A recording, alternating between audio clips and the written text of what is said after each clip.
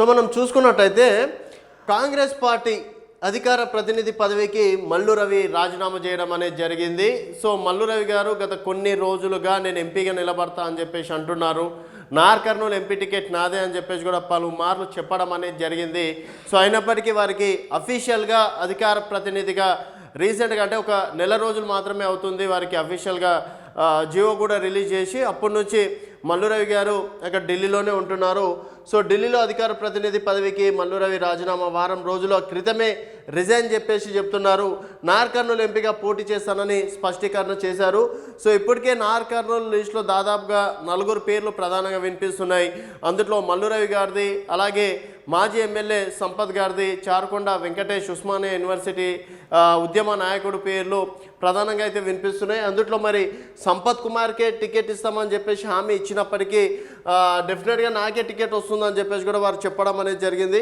So మొత్తానికి మరి ఇప్పుడు మల్లు రవి గారికి ఇస్తారా లేదా, అలాగే ఇతర కారణాలు ఏమున్నాయి అనేది ఒకసారి మనం చూద్దాం. అండ్ నేను వారం రోజులే సీఎం రేవంత్ రెడ్డి గారికి కూడా నేను నా రిజైన్ లెటర్ ఇచ్చిన అని చెప్పేసి కూడా మల్లు రవి గారు నిన్న జరిగినటువంటి ప్రెస్ మీట్లో చెప్పడం అనేది జరిగింది. మరి కాంగ్రెస్ పార్టీలో మళ్ళీ ఏమైనా అంటే గతంలో కాంగ్రెస్ పార్టీ అనగానే మన గ్రూప్ రాజకీయాలు ఎక్కువగా వినిపించేది. ఒక ప్రెస్ మీట్ ఇస్తే మరొకరు వెంటనే ఇంకొక ప్రెస్ మీట్ ఇవ్వడం అనేది అది కాంగ్రెస్ పార్టీలోనే సాధ్యమని చెప్పేసి కూడా చెప్పుకోవచ్చు. సో దానికి సంబంధించి కూడా మల్లు రవి గారి గురించి వార్త ఒకసారి చూసుకుందాం. సో ఢిల్లీలో అధికార ప్రతినిధి పదవికి మల్లు రవి రాజీనామా. ఢిల్లీలో రాష్ట్ర అధికార ప్రతినిధి పదవికి రాజీనామా చేసినట్లు పిసిసి ఉపాధ్యక్షులు డాక్టర్ మల్లు రవి వెల్లడించారు. శుక్రవారం జడ్చర్ల పట్టణంలో ఆయన మీడియాతో మాట్లాడారు. నార్ కర్నూలు నుంచి ఎంపీగా పోటీ చేసేందుకు అసెంబ్లీ ఎన్నికల్లో పోటీ చేయలేదని వెల్లడించారు. సో కేవలం ఎంపీ ఎన్నికల కోసమే వారు అసెంబ్లీ ఎన్నికల్లో పోటీ చేయలేదని చెప్పేసి కూడా చాలా క్లారిటీగా చెప్పడం అనేది జరిగింది. లేకపోతే డెఫినెట్గా తను జడ్చర్ల నుంచి నేను బరిలో ఉండేవాడిని.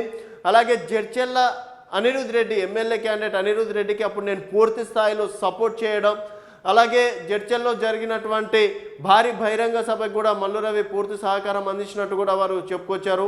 ఆ విధంగా నేను కాంగ్రెస్ పార్టీ క్యాండిడేట్ని నేను గెలిపించుకోగలిగాను.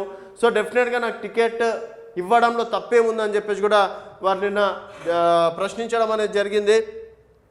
సో ఎంపీగా పోటీ చేసేందుకే అసెంబ్లీ ఎన్నికల్లో పోటీ చేయలేదని వెల్లడించారు. పార్టీ అభ్యర్థులను గెలిపించుకోవడంలో నా వంతు పాత్ర పోషించానని చెప్పారు.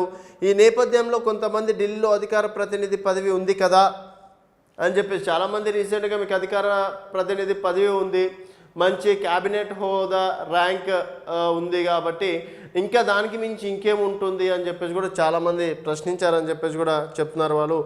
ఆయనకు ఎంపీ టికెట్ ఎందుకు, మాకు అవకాశం ఇవ్వండి అని చెప్పడం హాస్యాస్పదంగా ఉందన్నారు. సో మరికొందరు కూడా వారి గురించి ఆల్రెడీ అతనికి ఒక పదవి ఉండగా మళ్ళీ ఇంకెందుకు పదవి, అదేదో మాకు ఇవ్వండి కదా అని చెప్పేసి కొంతమంది చెప్తున్నట్టు కూడా వారు చెప్పడం అనేది జరిగింది. మాకు అవకాశం ఇవ్వండి అని చెప్పడం హాస్యాస్పదంగా ఉందన్నారు. నార్ కర్నూలు ఎంపీగా పోటీ చేసేందుకే వారం రోజుల క్రితమే ఢిల్లీలో అధికార ప్రతినిధి పదవికి రాజీనామా చేసి సీఎం రేవంత్ రెడ్డికి అందజేశానని చెప్పడం అనేది జరిగింది. సో మొత్తానికైతే కాంగ్రెస్ పార్టీలో ఆల్రెడీ ఒకసారి జీవో వచ్చిన తర్వాత కొన్ని రోజులను ఉంటారు. సో వారం రోజుల క్రితమే వారు రాజీనామా చేసి ఎంపీ ఎన్నికల బరిలో దిగుతున్నట్టు కూడా ప్రకటించడం అనేది జరిగింది. అలాగే నార్ కర్నూలు ఎంపీ ప్రజలు తనని ఎంపీగా చూడాలని చెప్పేసి వారు కోరుకుంటున్నారు. అందుకనే నేను రాజీనామా చేయడం అనేది జరిగిందని చెప్పేసి కూడా ప్రజల కోసమే ఈ రాజీనామా. నేను ఎప్పుడైనా సరే ప్రజాక్షేత్రంలోనే ఉంటాను. ఒకవేళ నేను అనుకుంటే జడ్చర్ల ఎమ్మెల్యేగానే బరిలో దిగేవాడిని, ఈరోజు గెలిచేవాడిని. కేవలం ఎంపీ కోసమే నేను ఆ రోజు శాసనసభకి పోటీ చేయలేదని చెప్పేసి వారు అన్నారు.